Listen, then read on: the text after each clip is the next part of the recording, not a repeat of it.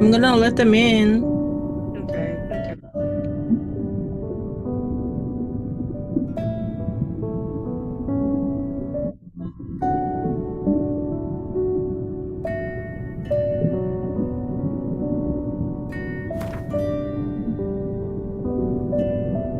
I'm gonna let them in. Okay, okay.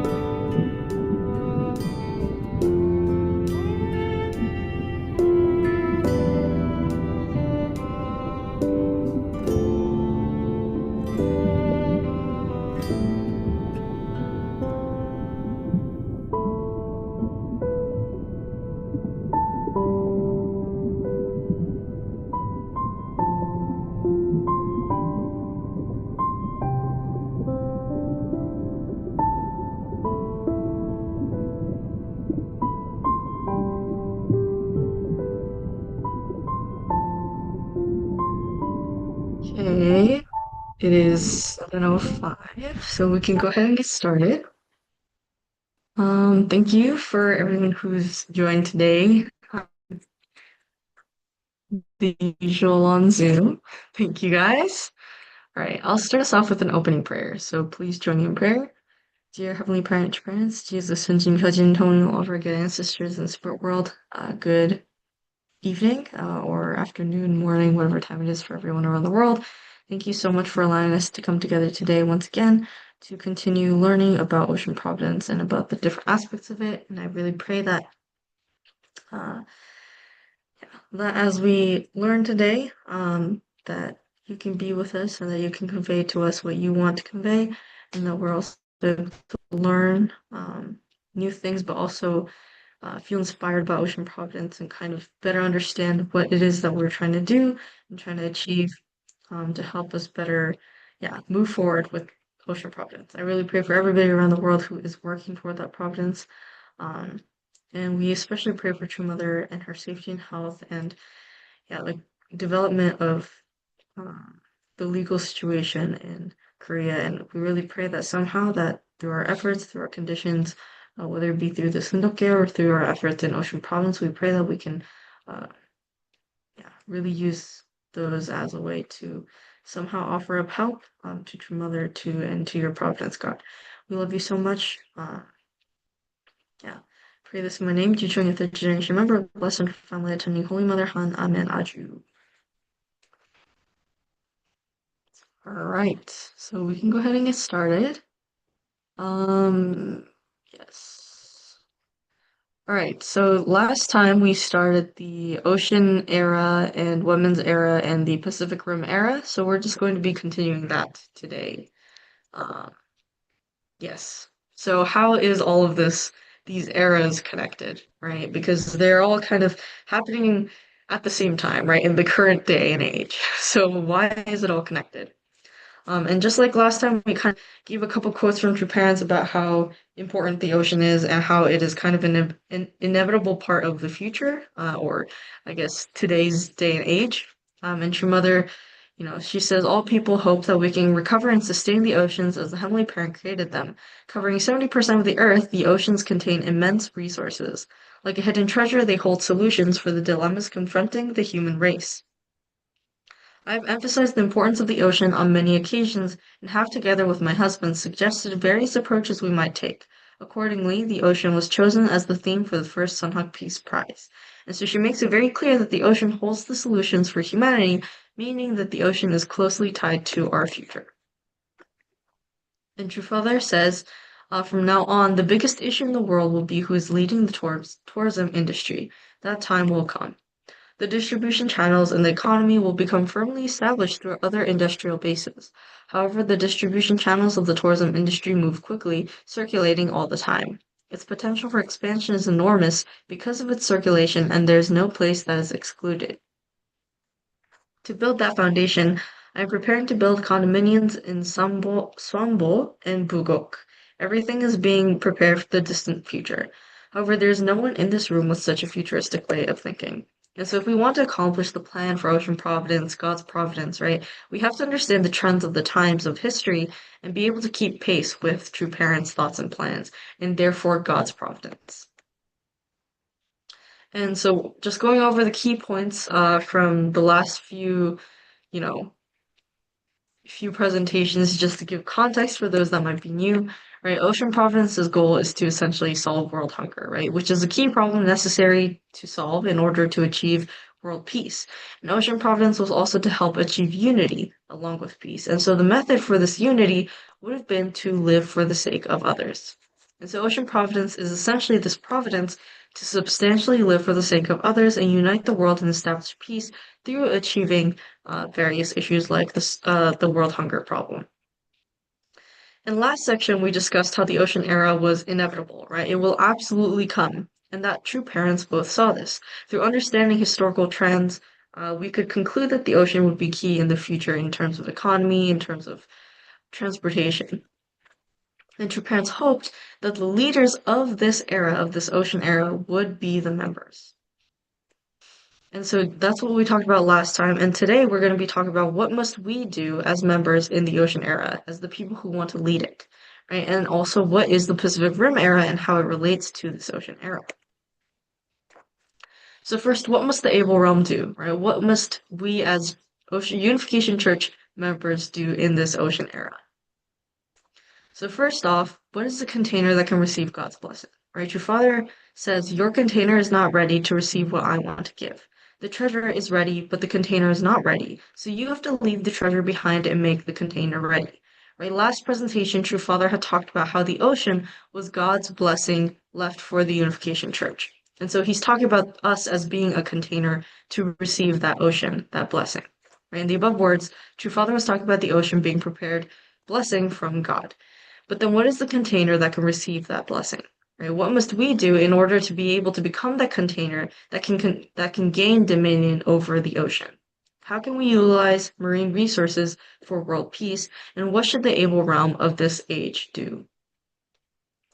Now, if we want to be the able, right, this container to receive God's blessing, we should take a look at historically what did Abel do? What did these Abel figures do to actually receive these blessings? And there's this archetype where Abel receives blessings after he goes through trials. Historically, how did Abel realm receive blessing? In our case, we're specifically talking about economic, right? Economic blessing. So if we take a look at biblical history, right, Jacob, he went through persecution, right, with Esau trying to kill him.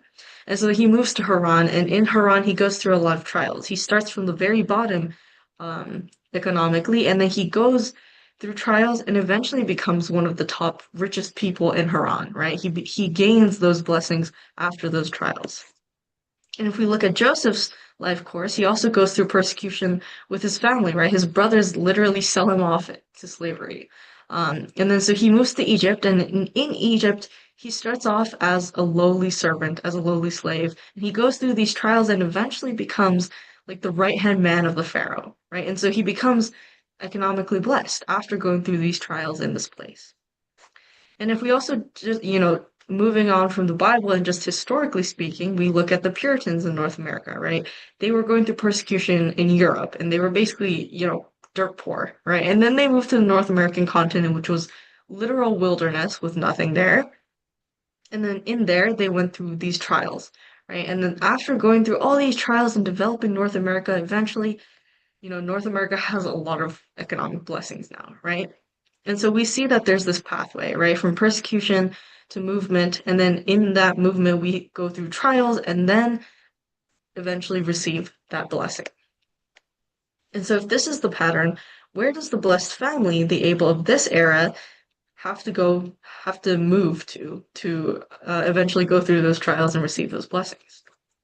Well, True Father says, as we were persecuted on land, we will build heaven on earth starting from the sea and then bring it to the land.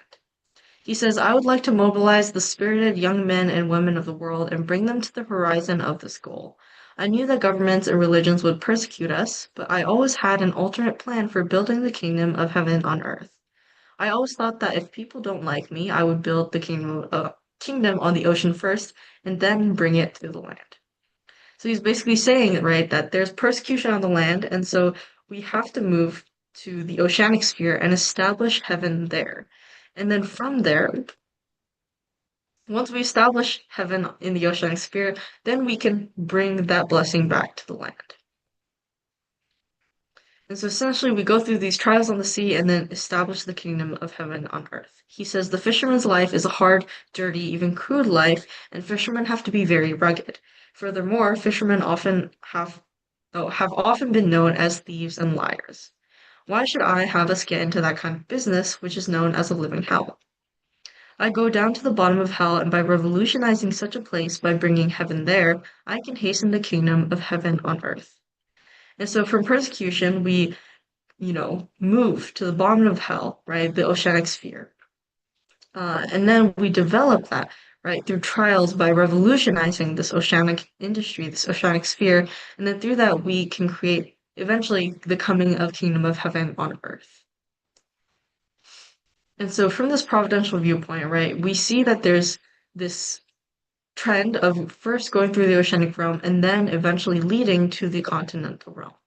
He says, I have been interested in the ocean my entire life. That is because the fortune of the great ocean is coming. For this reason, you should also take an interest in the ocean. After that, you should be interested in the continents. When Jesus told Peter to become a fisherman of people, he meant that fish were a symbol of people. That is why if we catch fish and take the lead in the oceanic regions, we can even gain a leading position in the landed regions too. This is the viewpoint of the providence. And so after going through persecution on the land sphere, we go to the ocean and then eventually become the leaders in that oceanic realm, in that oceanic region.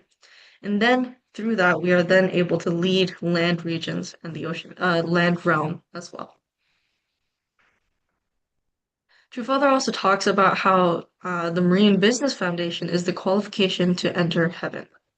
He says, I'm thinking that once our marine products enterprise develops in each state, we will build a condominium at each location. After building them, I should have people from these four nations, the Japanese, the Koreans, the Americans, and the Europeans, centering on the Germans, live together in one household. They may have different jobs, but they should return to the house and have their meals together, do other things together, and be trained in the way of living as one family. Those who cannot achieve a passing grade in such a lifestyle will not be able to enter the sphere of the ideal, the kingdom of heaven on earth in the future. They will not have the qualifications to enter heaven. That is why I am doing this now, in order to create the foundation for such a life. And so we see, right, that through the marine business base or the ocean hobby industry base or a base or city centered on the ocean, right? We are then to develop this lifestyle, this supranational cooperative lifestyle where we are together with different nationalities as a family. And then through that, we are able to create this culture of heart, this culture of heaven, and enter the sphere of the ideal kingdom of heaven. Now, true parents, right, and God also does not want Abel to just suffer forever, right? Eventually, the goal was that Abel does receive the blessings. So, true father and true mother both also wanted the unification members to eventually live prosperously. Your father says, I have also designed and built the best boats in the world. I will also build a submarine that can carry 5 people and go anywhere under the sea. In the future, we will have to live in the water. That is why I am doing this. I also want our Unification Church members to live prosperously. And so blessed families, True Father saw that if blessed families were to move to live in the water, that way we would be able to live prosperously. We would be able to be the leaders with blessings in the oceanic realm. And we can see in, unification church history, right, where that the coastal areas are where true parents were often developing with regards to ocean providence. And True Father says that coastal areas are where the base for the future unification church will be and should be. True Father says that the future leaders of the world must understand how to keep and preserve the oceans. The time is coming when humankind will invest and devote all of its power, cultural identity, traditions, and national resources into developing the riches and treasures that lie at the bottom of the sea. However, the key point is who will be in a commanding position in the ocean areas to pursue that development. When I am faced with this problem, I ask myself, as the founder of the Unification Church and as a true parent responsible for human history, what base of operations am I going to leave for the future of the Unification Church? That base will not be in an urban area, but at the coast. Right, so he saw that the future will be ocean era. He saw that the blessing of God for a unification church was in the ocean, and so he hoped that the base for the unification church's future will be in these coastal areas. And he says, right, God's blessing, right, the ocean cannot be attained until you actually go through this most difficult path. He says, if you read the speech from when I began Ocean Church, you will see how serious and how important that message was. However, even after I gave that kind of explanation, many of them since that time went away from this ocean trade activity. It's a shame, but I cannot give up. Even though I wanted to give this to American young people, they didn't catch their opportunity, so I had to bring young Japanese members to do the job.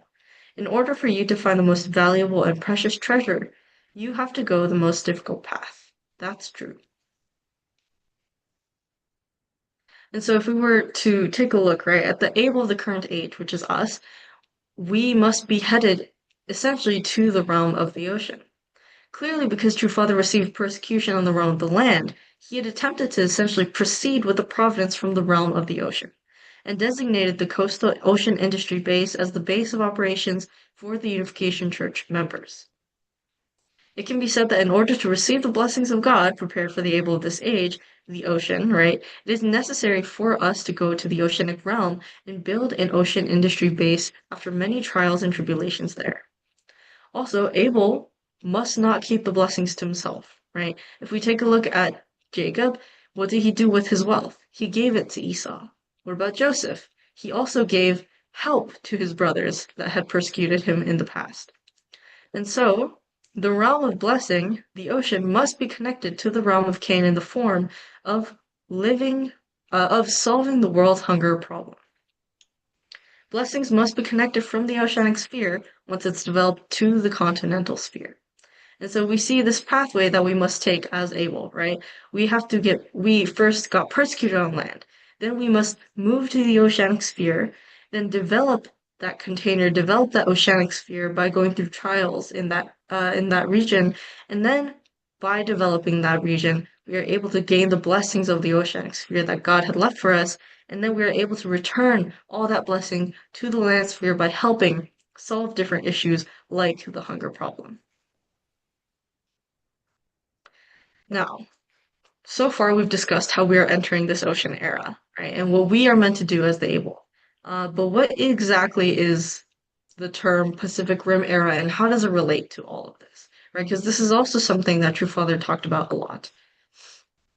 Now, to understand this, first we can take a look at where True Parents invested in ocean providence across the world. Sorry. And we can see here, right, the contents of their oceanic foundation was ocean church, fishing training, commercial fishing, fishery sales, hobby industry, ideal village, all these different things, right? But we can see just from this map that your parents have mainly developed the ocean providence in the Pacific Rim region, which is right here in this Pacific Ocean area. In such a way, true parents continued to build Ocean Providence Foundation centered on the Pacific Rim region. But why did they do that in that Pacific Rim ocean area? Let's take a look at some of True Father's words to understand this. Well, what exactly are the Pacific civilization and the Pacific Rim era? True Father says in the Divine Principle, next, the essences of civilizations born on the shores of rivers and seas should bear fruit in the Pacific civilization to which Korea belongs. The river civilizations, which arose on the shores of the Nile, Tigris, and Euphrates River, passed on their cultures to the civilizations in the vicinity of the Mediterranean Sea, Greece, Rome, Spain, and Portugal. These bequeathed their fruits to the civilizations of the Atlantic Ocean, notably Great Britain and the United States. All of these fruits will be harvested in the civilizations of the Pacific Ocean, which links together the United States, Japan, and Korea, or the eldest son, mother and father nations, right? And so we see this trend, right, where we start from the river civilization, we went to the Mediterranean civilization, the Atlantic civilization, and eventually we are to go to this Pacific civilization. And so the term Pacific Rim means that it surrounds the Pacific Ocean, and that the Pacific Rim era can be said to be the age of the nations surrounding that Pacific Ocean, specifically the United States, Japan, and South Korea. And to further explain this trend, this historical trend, right, of God's work throughout history, True Father talks about how human civilization began from the Great River regions. He says, ladies and gentlemen, if you carefully examine the progress of history, you will undoubtedly discover God's plan and sense his presence as he tirelessly works behind the scenes. Consider the history of civilization, which began centering on four of the world's great rivers.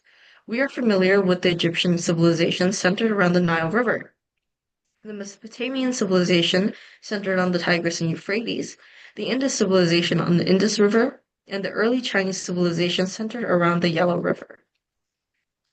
And so we see that it goes from river civilization to Mediterranean civilization and then to the Atlantic civilization.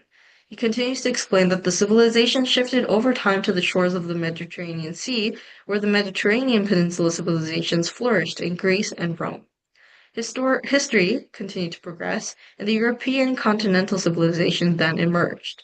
This continental civilization in turn became the fertilizer for an island civilization, which is Great Britain, to flourish in the Atlantic sphere. The British Empire, which dominated the seven seas and wielded its might as the empire on which the sun never sets, passed its splendid culture on to North America. We know these facts from history.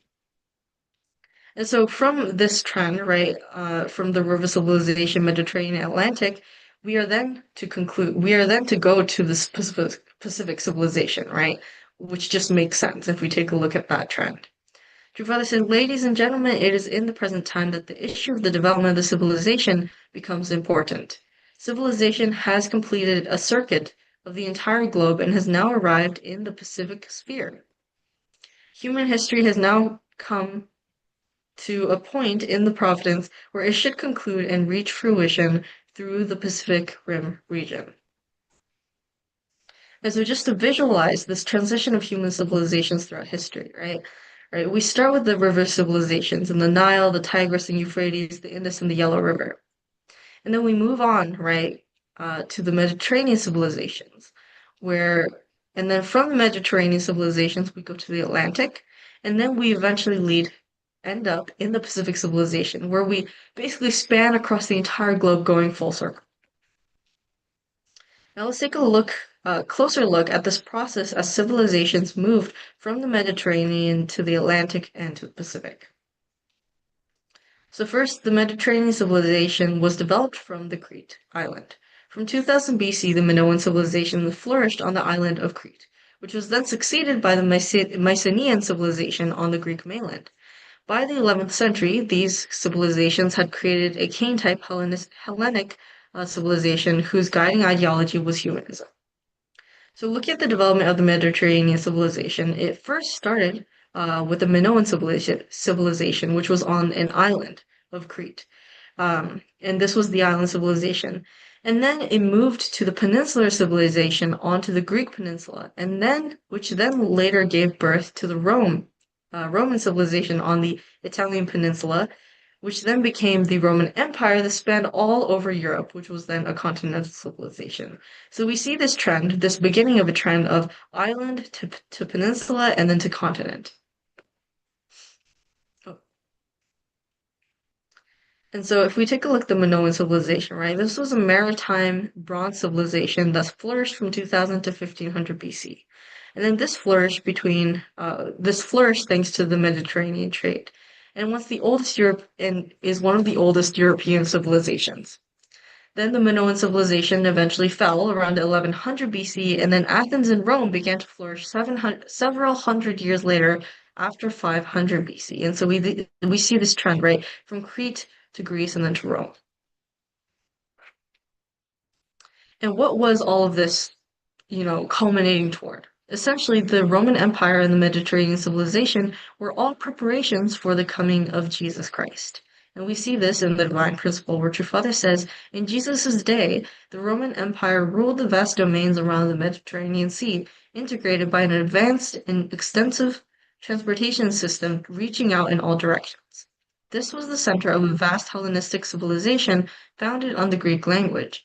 Thus, all the necessary preparations have been made for a swift transmission of the teachings of the Messiah from Israel, where Jesus lived, to Rome and the world. And so the Roman Empire, which had spanned the continents, right, was to be the foundation prepared for world unity once Jesus came. Right, so all of this, the development of this Mediterranean civilization from island, peninsular to continental, right, from small to big, was essentially to prepare for the coming of Jesus so that he would be able to unite all of them. And so what was the role of Israel and the Roman Empire? Well, Father says, since the Roman Empire was established as the king-type nation representing the satanic world, it was able to lay a foundation to issue commands over its global domain based on its cultural sphere in the Mediterranean Sea.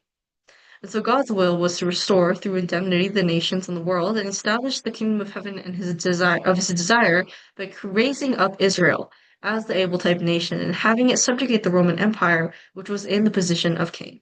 And so at the time of Jesus, Israel was to unite with Jesus. And then after that, the Roman Empire was meant to also unite with Israel. And then they would essentially follow Jesus and so unite the entire world. Right? And so we see this trend, and that was also explained in the divine principle.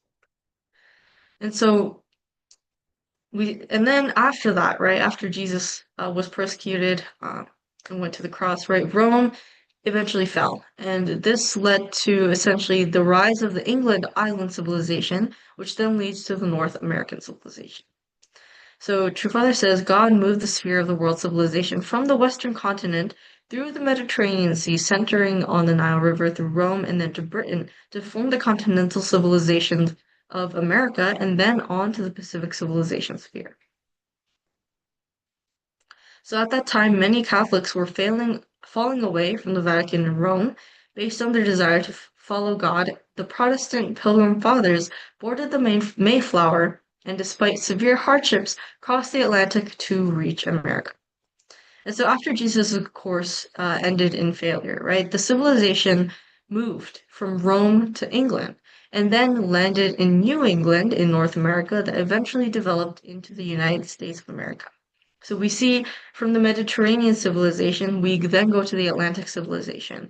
And in this Atlantic civilization, we see the same pattern, right, of island civilization to peninsular and then to continental, right? England to New England and then to the United States.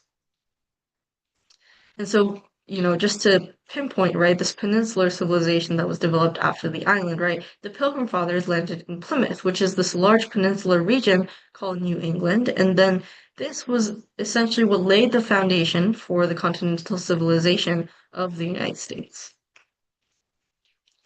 And this is something we talk about in our church a lot, right? That the United States is the second Roman Empire, the second continental civilization, right? Since the Roman Empire was established as the king type nation representing the satanic world, it was able to lay the foundation to issue commands over its global domain based on its cultural sphere in the Mediterranean Sea.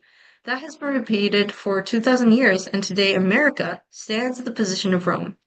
Now, was it a good thing that Jesus was killed?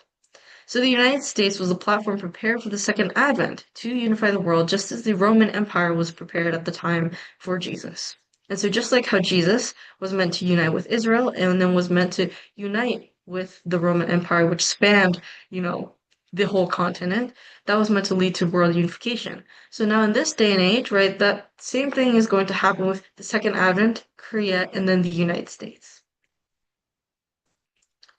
And now, that was the Atlantic civilization, right? So what's next? Next is the Pacific civilization. And so the global civilization moves from the Atlantic to Japan and Korea, which is in the Pacific. True Father says the direction of world civilization will develop as it makes a circuit around the globe. In other words, civilization moved from the continental civilization of Egypt to the peninsular civilization of Rome and Greece, then to the island civilization of Great Britain, and reached the continental civilization of the United States of America. And so the continental civilization is now moving west, crossing the Pacific Ocean, passing through the island civilization of Japan, and ultimately culminating in the civilization of the Korean Peninsula to connect with Asia. The culture consolidated here is of a high level and will create a new world. As an island nation, Japan was the first in Asia to incorporate Western civilization. It will now be the age of the peninsular civilization. The Korean peninsula is where the Oriental and Western civilizations become one. And so we see here, right, the Pacific civilization, where we start with the island, Japan, the peninsula, Korea, and then the Atlantic civilization, formed by England and the United States, crossed over to Japan and island civilization, and then connected to the Korean peninsular civilization. But then what's the next step, right? So what's the next step? The transition of civilization will eventually culminate at a continental civilization, right? We know this pattern now, island, peninsula, continent. So what is that continental civilization? Well, True Father says that it's Chunwon Chonji, which is a region of the Chinese mainland. True Father says the reason Japan is blessed is because she is the Eve nation. When Eve fell, everything was lost. It all must be restored, beginning with material things. Japan has been given the material blessings of the world, so where should it go after that? It should go to the Chinese mainland, passing through the Korean peninsula. It should go to the vast Chunwon Chonji. During the long 5,000-year history, the Chunwon Chonji was originally the Korean people's land. And so the Pacific Rim civilization is, to pass through the United States, go to Japan, the island, Korea, the peninsula, and eventually ultimately develop this continental civilization in Chungwon-chonji centered on this Korean peninsula. And so what does this mean, right? To kind of summarize this, what is the Pacific Rim era? It is essentially the era, the age of Asia. True Father says in the future, the world civilization will most certainly return to Asia, right? Doing this full circle. And so the era of the Pacific civilization is approaching. Many people say that the future will be the time of the yellow people or yellow power. The world of the Pacific cultural sphere refers to Asia. In some way or another, this is how humanity will become in the future. Through our large weddings, two-thirds of the human population will belong to the yellow race, and the other third of the population will be a mix of mixed backgrounds. That is why from now on, the world will advance into the time of the yellow people. I'm not saying this because I belong to the yellow race. I'm saying this because that is how principle works. And so he says that the Pacific Rim era will be an age of Asia. In that sense, True Parents establishing the Mongolian People's Federation also makes sense. He also says civilization developed from Egypt to Greece to Rome to Britain and then the United States and is now moving toward the Pacific region surrounding the Korean Peninsula. The era of a Pacific civilization is opening, bringing together Western science and Eastern spirituality. The leaders in this new era will be nations like Korea and the Asian neighbors. It is not by mere coincidence that Korea and Japan have been able to rise to international prominence in a short time. This development was a historical inevitability pointing to the Asian era. And so from the sphere of the Pacific civilization, we are then meant to create this global unified cultural sphere. We're meant to develop this, right? True Father says that the Pacific civilization is the prepared culture to create the sphere of influence for the father-centered ideology. This is where this unified cultural sphere arises to bring an end to a single consolidated culture. Consequently, the unification of languages, cultures, and nations will begin centering on the parent culture. Such a time has arrived. This will take place in succession from the Korean Peninsula. He also talks about the United States, Japan, and South Korea must save the communist world and unify the world, right? These three nations that are central to this Pacific Rim era. He says the United States, Japan, and Korea, which are on heaven's side, need to unite their resources and stand in the position of the faithful son who can welcome the prodigal son, the communist world. The latter son has fallen into a materialistic hell in his search for material utopia. This is the only way we can bring Satan to surrender voluntarily. God cannot make evil submit by striking it. He needs to induce it to submit voluntarily. When this comes to pass, Satan will submit to heaven's side. The foundation on which he can fight, will disappear both in heaven and on earth, and world peace will come into existence. Then Korea will become our homeland with God at its center, and for the first time since God created the world, he will settle and build his foundation. The fight against Satan will begin so soon after the creation of the human world, finally will come to an end.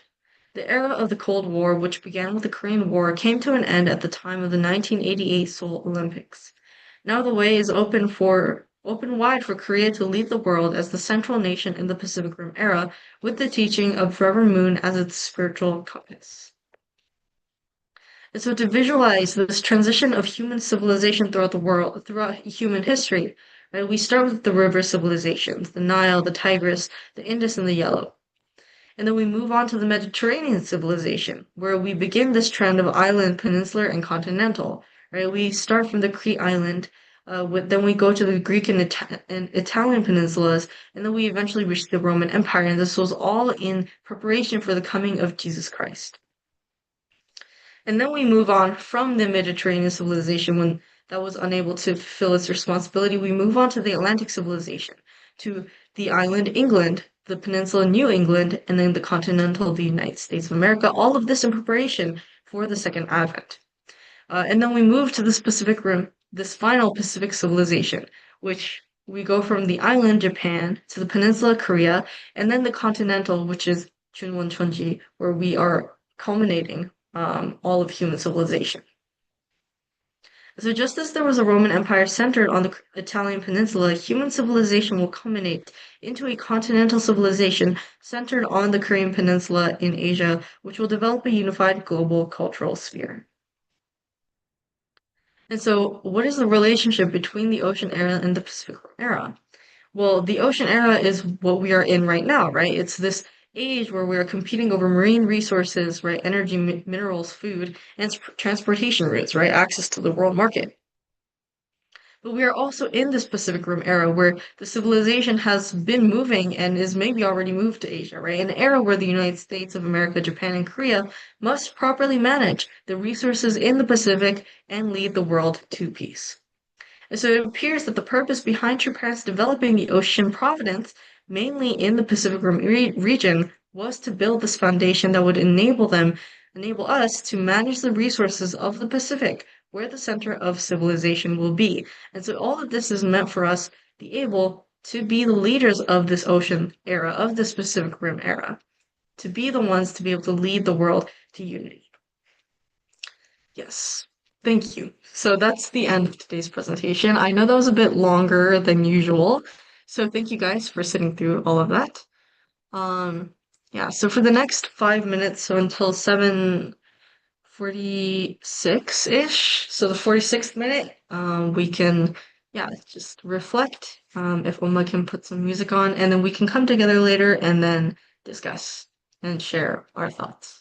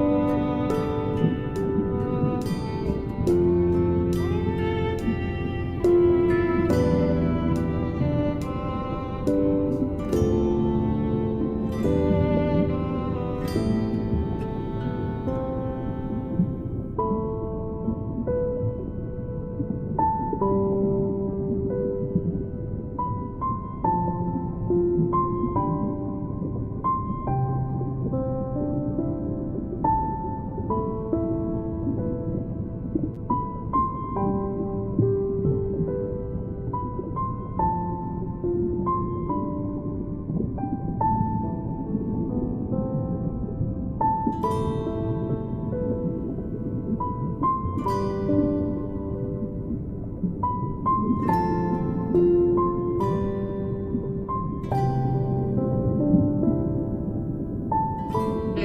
I low-key forget if I said 46. I think I did, so we can come back together now. Yeah. So, yes, for anybody who might be on any of the live streams like Facebook and YouTube, feel free to leave any comments, and then we can just take a look at them. But yeah, for those of us on Zoom, we can just go straight into reflection or discussion. If you have anything you're inspired by or anything, any comments, please feel free to share. I can get started. Thank you. Anyways, a lot of stuff today, so I mean it's a nice overview.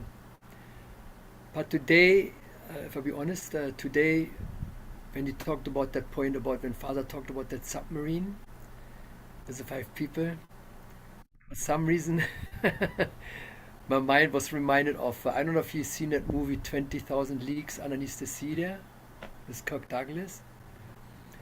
Basically, it's a story like they're having like a submarine, and then and it's the overall story that at that time, this, it's a lot of trading going on, basically wooden ships, and he designed like a submarine like with steel. It's a kind of futuristic kind of science things.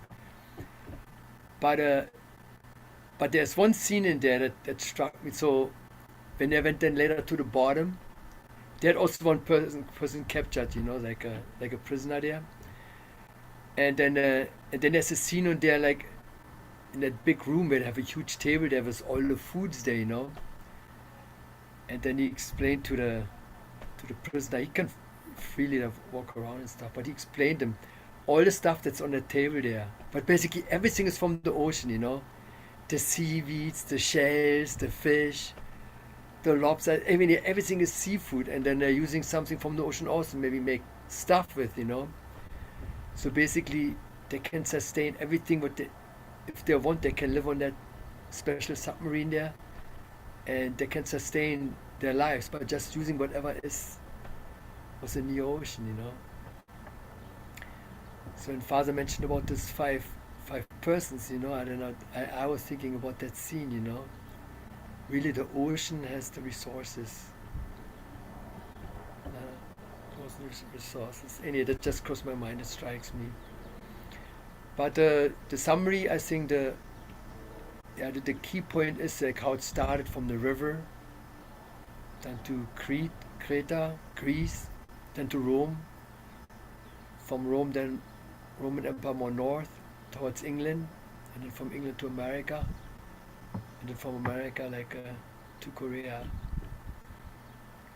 So yeah, the principle is so clear, very logic, and those facts nobody can twist them around. They exist. It's a match. So if Jesus would have succeeded, through the Roman Empire, all road leads to Rome. Means if you go the opposite way, you go from Rome into the entire world. So that would have worked. The kingdom would have come at that time. It didn't work out, so it all extended more over to the time where we're in today. So I think it's a very, very great presentation there. But it's a lot of stuff. I mean, if I wouldn't have that previous knowledge about it, I think I would have been probably going on ice. Yeah, no, thank you. But with all Definitely. this, how you say you make those pictures and stuff, so the mind can easy the cycle, Crete, Greece, Rome, and then, it's like you can follow along. So I think people with some good understanding that can probably catch up on that concept, I think. But it's very, it's very, it's very, very clear that's the way history runs on that very, very formula, to come back to. So God really has His kingdom. And also another point also was striking that was really good. when Father says, the ability to live together with different nationalities. That is so true, So that is when I was young in the church. We had Berlin at that time was the center in West Berlin at that time. So when we had I was a young member there. When the IWC came through, I mean, in Vietnam, there was English, Korean, Japanese, and there was Malaysia. Was from Malaysia. So at that time already, I thought, man, and it was almost like we feel like family, right? Of course, sometimes not everybody agrees on everything, but overall, it was a family atmosphere was there. And at that time already, I was thinking like this, man, if 15 people can do like this, you expand it. The world could be like this. So at that time already, I was reasoning, I like, mean, if you can make it like this, so that was also very, I like that point with Professor. If you can practice it, like even on a small scale, then basically the kingdom of God is possible. It's just an expansion of that concept. That I think was it's the way Father phrased it. I can't remember the words, but it's the way he phrased it, and laid it out. It, yeah, it's a very important concept there.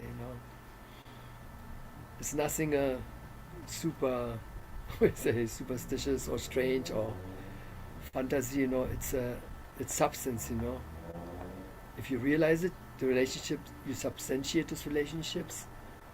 Yes, the world can become nice. And yeah, those kind of the points that kind of today crossed me there. That's kind of Thank like in my you. mind. Yeah. Thank you, Captain Manny. Yeah. Yeah, I think the point about like how like yeah, a shout out to my uncle for creating the presentation. I'm like just the speaker, by the way.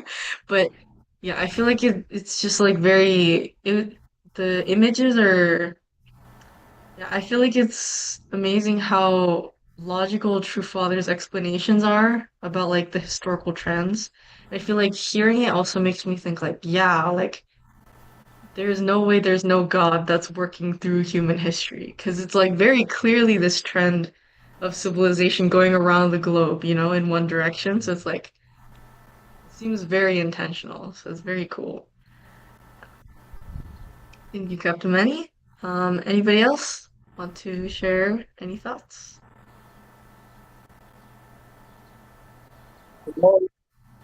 Yeah, good. Hello. Are you getting me? Yes. Greetings to all of us participating and all those who are.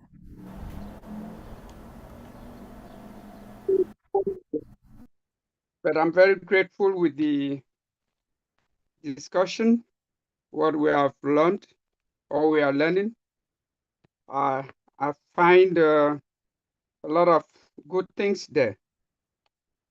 I remember we were thinking of um, what we must do or what should we do. With all true parents have been teaching us and they have done. Today, I'm asking myself these questions. Who am I? Am I really able to do what Father is guiding me to do? Am I really able to become a leader who can influence the world?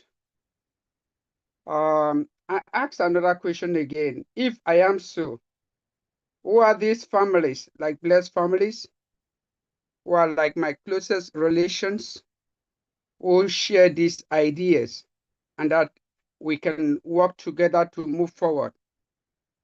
And I ask myself the third question, what are those areas of interest that I find in order to be able to carry this mission? And I have answers for this question. I have a strong belief that I am able to contribute to the well-being of humanity. I find great inspiration today in the world when I see the Elon Musk, when I see so many people picking up initiatives or creating initiatives and working so hard to be able to bring solutions. With a kind of world we find ourselves today that is in confusion, that lost so much divisions, and we are those people to be able to come and add some efforts to bring the world together. I feel I am able, and I feel I have that duty.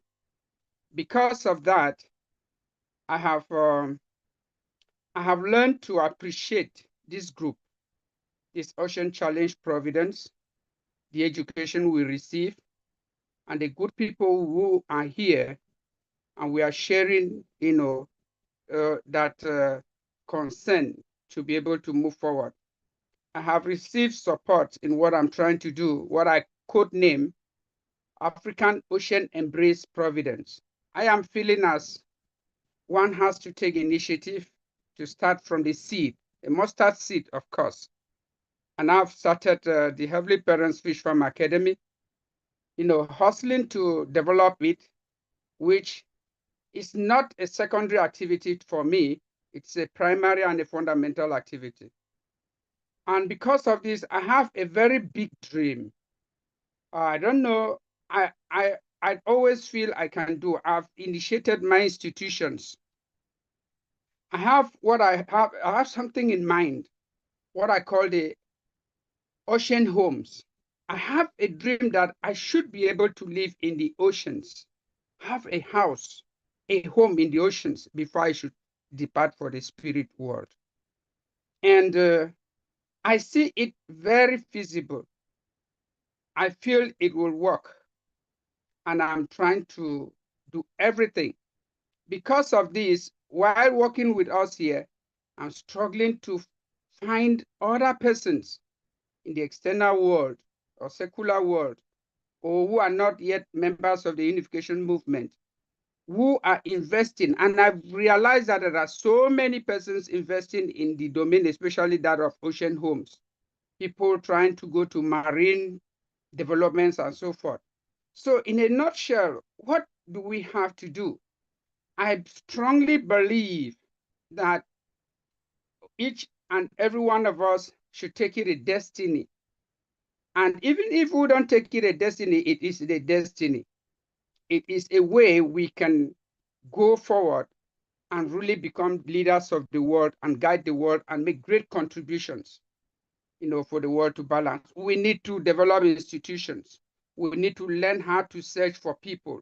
And we first of all have to have that mind, the heart that I am able to do, irrespective of the fact that I am in Africa. Sometimes we feel in Africa, oh, everything technology, we are backward.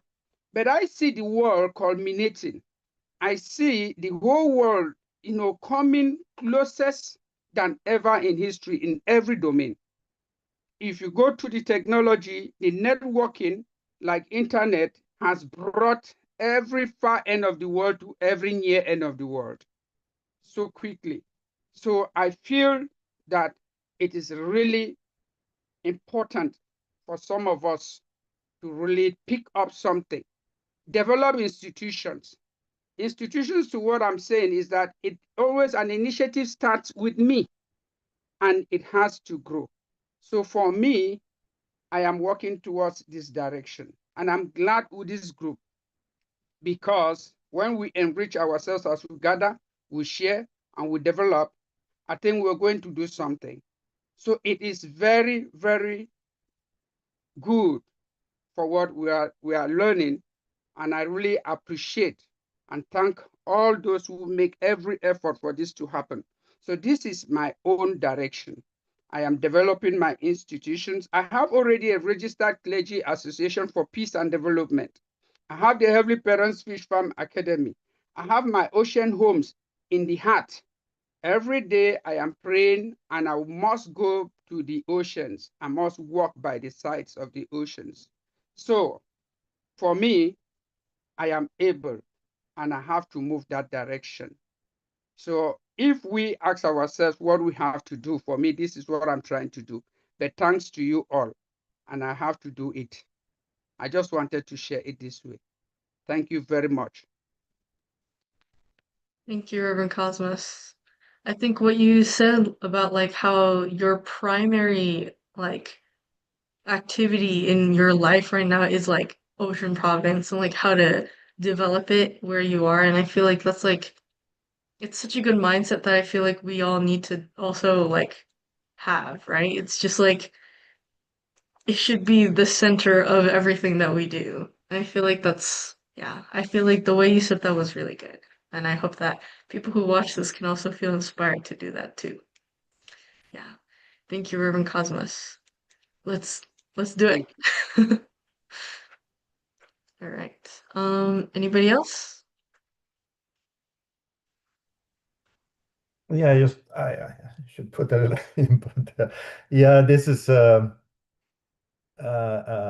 quite a bit of to digest, right, in a sense. But but we have seen this pattern, or we have seen this explanation. So, but it's kind of like in a way undeniable, I mean, because a lot of this is part of history, and people can very easily see this did happen, and this took place, and it's just been a natural kind of type of development itself. So it's kind of nice to see.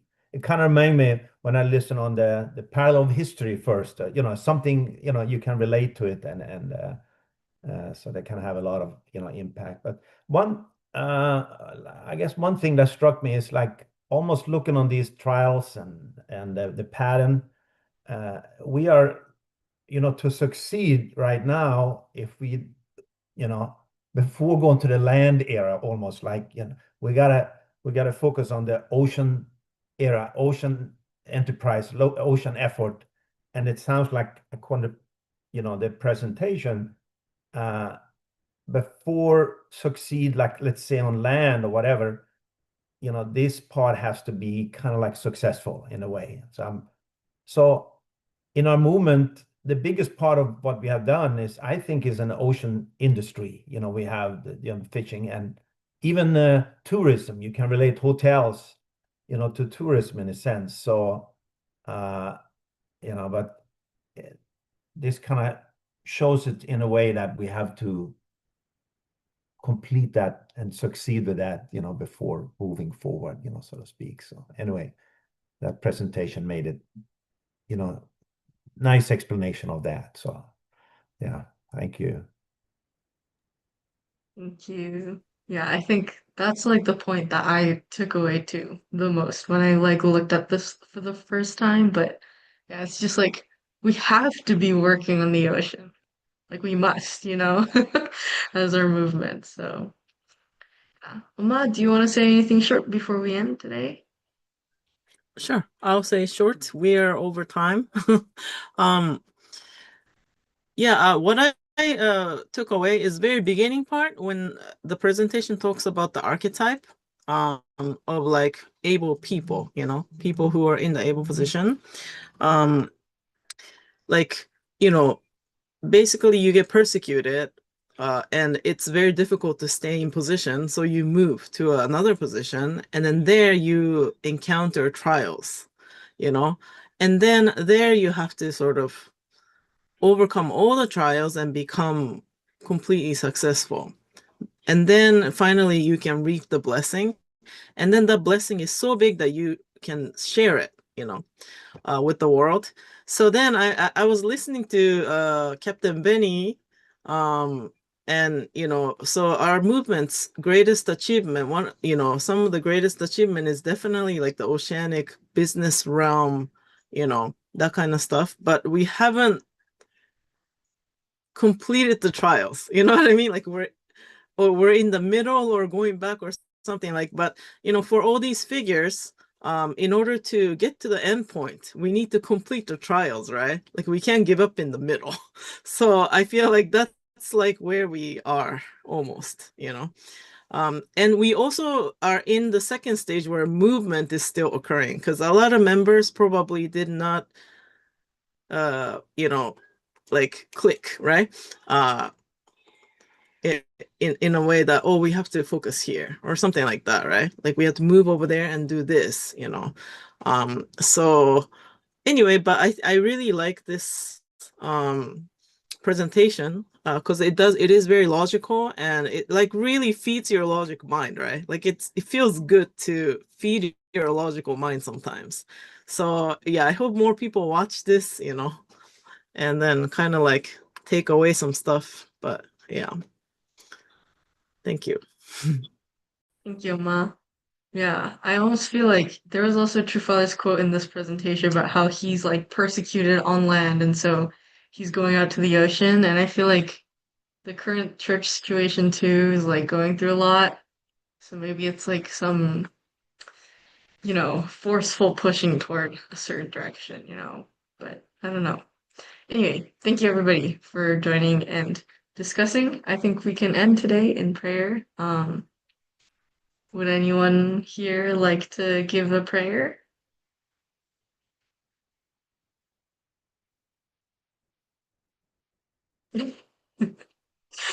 Um, my mom. Can you do it? Fine, I shall do it. Okay. All right. Please join me in prayer.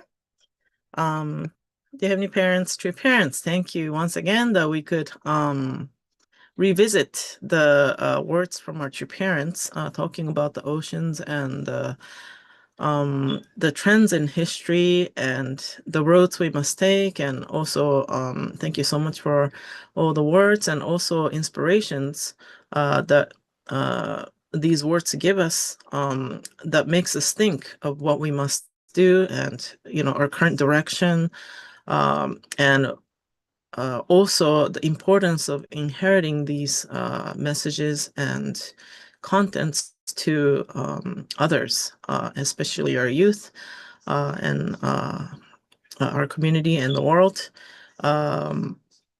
We really want to kind of determine to become the ones who can really spearhead this in some way, so that we can really show our true parents and the world and members, everybody, that this is kind of the way, this is the piece of the puzzle that needs to be completed before we can really see the end goal happen. So we won't forget, we will do our best, we will continue. So please guide us and always protect us, each and every one of us. And thank you once again for this time.